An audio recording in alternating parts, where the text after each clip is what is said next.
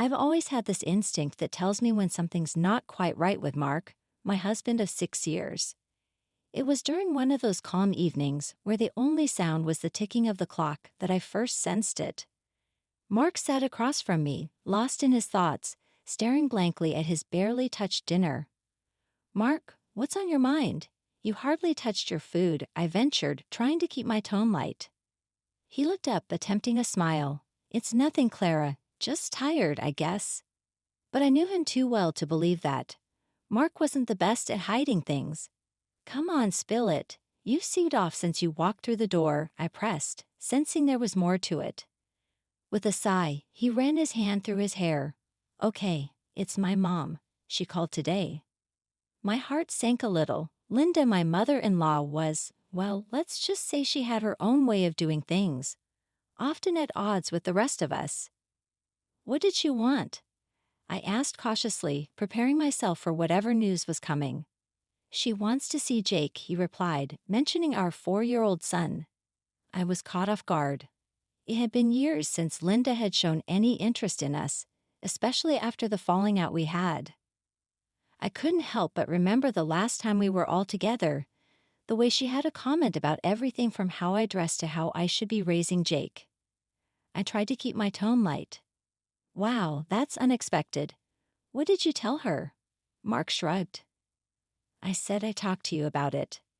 There was an uncomfortable silence. I knew what he was asking. Despite everything, he wanted his mother to be a part of our son's life. But the memories of her past intrusions, her unasked for advice, and her peculiar ways were too fresh in my mind. "Okay," I finally said. "She can see him, but I have conditions." Mark looked relieved but cautious. "Like what?" "She only visits when I'm around. No unsupervised time with Jake, and no pushing her beliefs on him." He nodded, understanding the unspoken fears behind my conditions. "Fair enough, I'll let her know." As I cleared the table, my mind raced with questions. Had Linda changed? Could I trust her around Jake? I wasn't sure, but one thing was certain: I'd do anything to protect my son. And if that meant facing Linda head-on, so be it. That night, as I tucked Jake into bed, his innocent smile reminded me of what was at stake. I kissed his forehead, promising silently to keep him safe from whatever Linda might bring into our lives again. The day I first met Linda is etched in my memory like a scene from a movie you can't forget no matter how hard you try. Mark and I were engaged, and he had been prepping me about his mother all week. "She's a bit different, Clara. Just keep an open mind, okay?" he had said, a nervous chuckle escaping him. I wasn't sure what he meant by different, but I was about to find out. We drove up to a quaint, slightly overgrown house on the outskirts of town. The door swung open before we even got out of the car, and there she was, Linda, in all her glory. Barefoot with a tie-dye dress flowing around her ankles, she seemed to glide rather than walk towards us. Her hair was a cascade of gray waves, and her eyes sparkled with a kind of mischievous energy. "Mark, and you must be Clara," she exclaimed, pulling me into a surprisingly strong embrace. "Welcome to my sanctuary." The house was like a museum of esoteric artifacts. Crystals hung in the windows, and the smell of incense filled the air. Linda chatted nonstop as she showed us around, her topics ranging from astrology to herbal remedies. As we settled down for tea, she began talking about her lifestyle. "I've been a vegetarian for decades now. Meat clogs the soul, you know, and I draw energy from the earth. That's why I don't wear shoes." I exchanged a glance with Mark. He shrugged as if to say, "I told you." I tried to keep up with the conversation. "That's interesting, Linda. I've never met anyone who lives like this." "Oh dear, there's so much to life that people miss out on. Did you know I'm part of a community that practices sun nourishment? We believe in absorbing energy directly from the sun." I didn't even know what to say to that. I mean, how do you respond to someone who thinks they can eat sunlight? Mark jumped in, probably seeing my struggle. "Mom, why don't you tell Clara about your yoga retreats?" Linda's face lit up. "Oh, they're divine. Yoga is not just exercise, it's a way to align your chakras and cleanse your aura.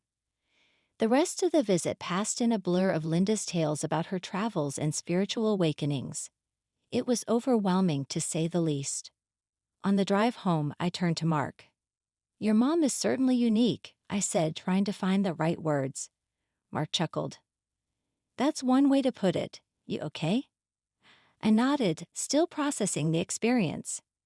"Yeah, just a lot to take in. She's different, all right." Our wedding day was supposed to be the happiest day of my life, and it was mostly. Linda managed to keep her unconventional comments to a minimum, which I was grateful for. But the real challenge began after the wedding when I found out I was pregnant. I remember breaking the news to Mark and Linda over dinner at our place. Mark was overjoyed, grinning from ear to ear. Linda, on the other hand, had a different reaction. "Congratulations, my dears. This is a sacred time. You must be very careful about the energies around you, especially during pregnancy," she said, her eyes gleaming with a mix of excitement and seriousness. I smiled politely, not really sure how to respond. "Thanks, Linda. We're really excited." As my pregnancy progressed, Linda started showing up more often, unannounced, with all sorts of herbs and books on ancient pregnancy practices. One evening, she came over with a big basket filled with who knows what. "Clara, darling, I brought you some natural remedies and superfoods. These will ensure a healthy and spiritually aligned pregnancy," she announced, laying out her collection on our kitchen table. I glanced at Mark, who seemed as perplexed as I was. Thanks, Linda, but my doctor has already given me a diet plan to follow." Linda waved her hand dismissively. "Doctors don't know everything, trust me. These are age-old practices. They've helped women for centuries." Feeling a bit cornered, I decided to let her have her way, thinking it couldn't hurt to try some of her superfoods. That was my first mistake. Days turned into weeks, and Linda's influence over my diet and lifestyle grew. She convinced me to switch to a strict vegetarian diet, cutting out all meat and dairy. I started feeling tired all the time, but Linda assured me it was just my body detoxing. "Your body is cleansing itself, Clara. It's all part of the process," she'd say every time I brought up my fatigue. One day, I was at the grocery store picking up some vegetables as per Linda's pregnancy diet when everything went black. The next thing I knew, I was lying on the floor with a crowd of people around me.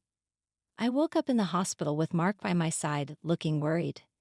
The doctor came in, a stern look on his face. "Mrs. Johnson, you fainted because of severe nutritional deficiencies. This diet you've been on is dangerously low in protein and other essential nutrients. It could have harmed your baby," he explained. I was in shock. All this time, I thought I was doing what was best for my baby. But instead, I was putting both of us at risk. Mark was furious. "I can't believe this. Mom has gone too far this time," he said, squeezing my hand. I nodded, feeling a mix of anger and guilt. "I never should have listened to her. I'm sorry, Mark." "We'll fix this, Clara. No more of Mom's advice. From now on, we stick to what the doctor says," he said. That incident was the turning point. I realized that Linda's intentions, however well-meaning, were not always right. It was a hard lesson learned, but one that I needed to protect my family. After the hospital incident, things changed between Linda and us.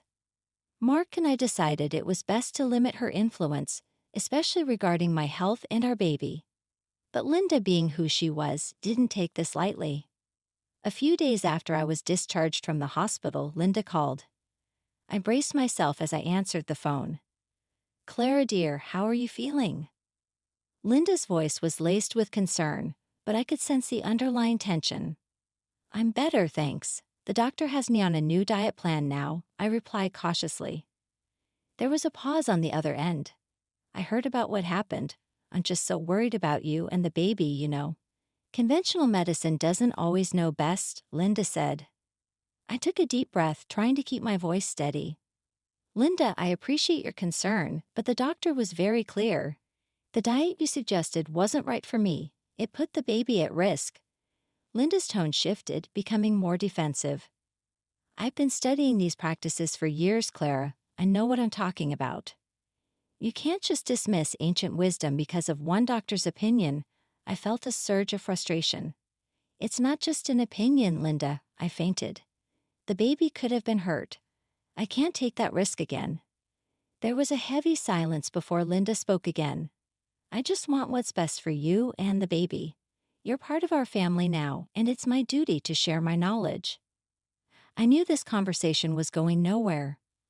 Linda, I need to do what's best for my health and the baby's. That means following the doctor's advice. I could almost hear her shaking her head in disbelief. You're making a mistake, Clara, but it's your choice. I just hope you realize that before it's too late. The call ended shortly after, leaving me feeling drained and uneasy. I knew Linda meant well in her own way, but her refusal to acknowledge the danger she had put us in was alarming. I looked over at Mark, who had been quietly listening. We're doing the right thing, right? I asked, needing his reassurance. He came over and hugged me. Absolutely, we have to put you and the baby first. Mom will just have to understand. The tension with Linda came to a head a few weeks later. She had been calling, leaving messages about various natural remedies and practices she thought we should consider for the baby. Mark and I had agreed to stand our ground, but facing Linda was easier said than done. One afternoon, Linda showed up unannounced. She had a bundle of herbs in her hand and a determined look in her eyes. I opened the door, my heart sinking.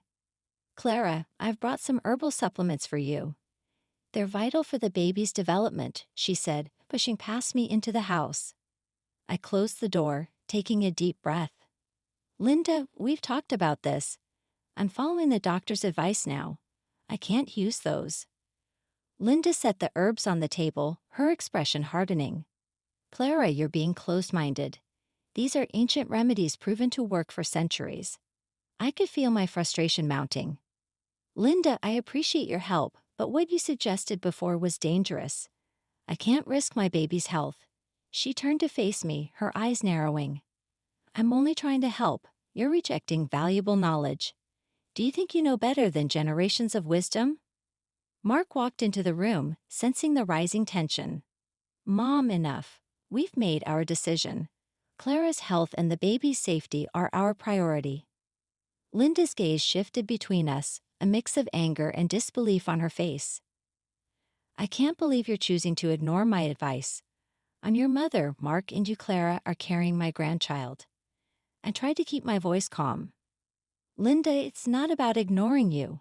It's about doing what's medically best for the baby. Linda shook her head, her voice rising. You're both making a huge mistake. When something goes wrong, don't come running to me with that. She stormed out, leaving the herbs on the table. Mark and I exchanged a look, both of us drained. That could have gone better, he said, a sad note in his voice.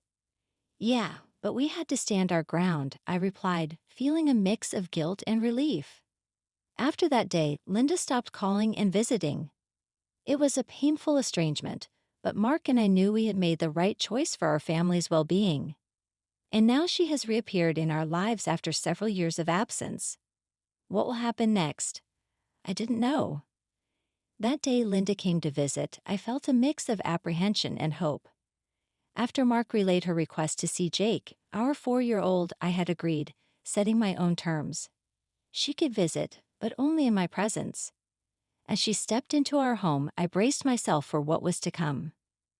Hi, Linda. I greeted her cautiously, watching as her eyes instantly found Jake, who was playing on a living room rug. Linda smiled, a genuine warmth in her eyes I hadn't seen before. Hello, Clara, and is this the young man I've heard so much about? Jake looked up, curious but shy. Hi, he mumbled, clutching his toy car. The visit started smoothly, with Linda making small talk and playing with Jake. She seemed different, more considerate and less imposing than before. It was a relief, yet I couldn't shake off my guard completely. As we sat down for tea while Jake played nearby, Linda's conversation took a familiar turn but with a new twist. I've been exploring more into alternative medicine, Clara. It's fascinating how much we can heal naturally without any pills or chemicals. I tensed, memories of her past advice flooding back. That's interesting, Linda, but I believe in a balance between natural remedies and conventional medicine. Linda nodded, but there was a hint of her old stubbornness in her voice. I understand, but I've moved past conventional medicine entirely now. I've never felt better. I chose my words carefully. It's great that it works for you, Linda, but for Jake, I prefer to stick to the advice of his pediatrician, especially when it comes to medications. Linda paused, her expression thoughtful but not argumentative. I respect your decision, Clara. I just want what's best for Jake in my own way. The visit ended on a positive note, with Linda promising to return soon. After she left, I sat down trying to process everything. It was a step forward, but Linda's complete turn away from conventional medicine worried me. Could I really trust her to respect our choices for Jake's well-being? I shared my concerns with Mark that night. She's trying, I can see that, but her views on medicine, it worries me. Mark nodded, understanding. We'll just have to be vigilant, Clara. We can't let our guard down. As I went to check on Jake, sleeping soundly in his bed, I knew this was just the beginning. Rebuilding trust with Linda would be a delicate balance, one we have to navigate with both our hearts and minds open. It had been a few weeks since Linda's first visit, and things were going surprisingly well. She had been respecting our boundaries, and her visits had become a regular part of our weekends. That's why I didn't worry too much when I had to run some errands one Saturday, leaving Jake with Mark. I was browsing through the aisles of the grocery store when my phone rang. Seeing Mark's name flash on the screen, I answered cheerfully, "Hey, everything okay at home?" "Clara, I had to rush to work for an emergency. I left Jake with Mom. She insisted it was fine." Mark's voice was hurried, intense. My heart skipped a beat. "You left him with Linda alone?" I asked, trying to keep the panic out of my voice. I know, but I didn't have a choice. It was really urgent," he replied. I cut the call short, my mind racing. I abandoned my shopping cart and rushed to Linda's house. As I pulled into her driveway, I could feel the unease settling in my stomach. I knocked on the door and Linda opened it, a forced smile on her face. "Hello, Clara. Jake's here. We've been having a lovely time." "Where is he, Linda?" I asked, stepping inside. "In the living room," she said, leading the way. I found Jake on the couch, his face red from crying, a makeshift bandage wrapped around his arm. My heart dropped. "Jake, sweetie, what happened?" I rushed to his side. He winced as I touched his arm. "I fell down, Mommy. It hurts." I turned to Linda, my voice shaking. "What did you do to him?" Linda's expression was one of nonchalance. "Oh, he just had a little fall. I put some fern and a bandage on it. It's a natural remedy." I couldn't believe what I was hearing. A natural remedy? "Linda, he needs a doctor. This could be serious." Linda shrugged. "He's fine, Clara. Kids fall all the time. He'll be okay." I didn't wait another second. Scooping Jake up in my arms, I headed straight to the car, Linda's protests fading behind me. At the hospital, the doctors confirmed my worst fear. Jake had a fractured arm. I sat there holding his hand while they put a proper cast on, fighting back tears of anger and guilt. Mark arrived soon after, his face a mask of worry and regret. "I'm so sorry, Clara. I should have never left him with her." We both knew that trust had been broken. Linda's refusal to see the seriousness of the situation was the last straw. As much as it pained us, we knew we had to keep her away from Jake for his safety. That night, as I tucked Jake into bed, his small face illuminated by the nightlight, I promised myself that I would always protect him no matter what. The lesson was clear. Sometimes love means having to make hard decisions for the greater good. The confrontation with Linda was inevitable. After the incident with Jake, Mark and I were united in our resolve. We needed to make Linda understand the gravity of her actions. When Linda arrived at our home, there was a palpable tension in the air. She seemed unaware of the seriousness of the situation, her demeanor casual as she greeted us. "Clara, Mark, how's Jake doing?" Linda asked as if nothing significant had happened. I took a deep breath, my words laced with controlled anger. "Linda, Jake had a fractured arm because of your negligence. We need to talk about this seriously." Linda waved her hand dismissively. "Oh, come on, Clara. Kids get hurt all the time. I did what I thought was best." Mark's face reddened with anger. What you thought was best? You ignored basic safety, Mom. You could have seriously harmed our son. Linda scoffed. I'm his grandmother. I was taking care of him. You're blowing this out of proportion. Her casual dismissal of our concerns was like a slap in the face. Blowing this out of proportion. Linda, he could have had more than just a fracture. You refused to get him proper medical attention, I shot back, struggling to keep my voice steady. Mark stepped forward, his voice rising. You're not understanding the seriousness of your actions, Mom. We can't trust you with Jake anymore, not after this. Linda's expression turned to one of mock surprise. Really? You're going to keep me away from my grandson over this? It's not just this, Linda. It's about his safety, something you've repeatedly taken for granted, I said firmly. The argument escalated, with Linda refusing to acknowledge her fault and Mark and I insisting on the new boundaries we needed to set. The conversation reached a boiling point, and Linda stood up abruptly. You know what? Fine. If you're going to be this unreasonable, maybe I shouldn't be part of your lives at all, Linda spat out, her voice laced with bitterness. Mark, usually the peacemaker, didn't back down. If that's what it takes to keep Jake safe, then so be it. With a final glare, Linda stormed out, slamming the door behind her. The room was thick with tension long after she left. I turned to Mark, feeling a whirlwind of emotions. Did we just do the right thing? Mark wrapped his arms around me. We did, Clara. It's our job to protect Jake, no matter how hard it is. As we stood there holding each other in the silence of our home, I knew that this was the end of a chapter in our lives. A painful, necessary end. We had stood our ground for Jake's sake, and while the future was uncertain, I knew we'd face it together, stronger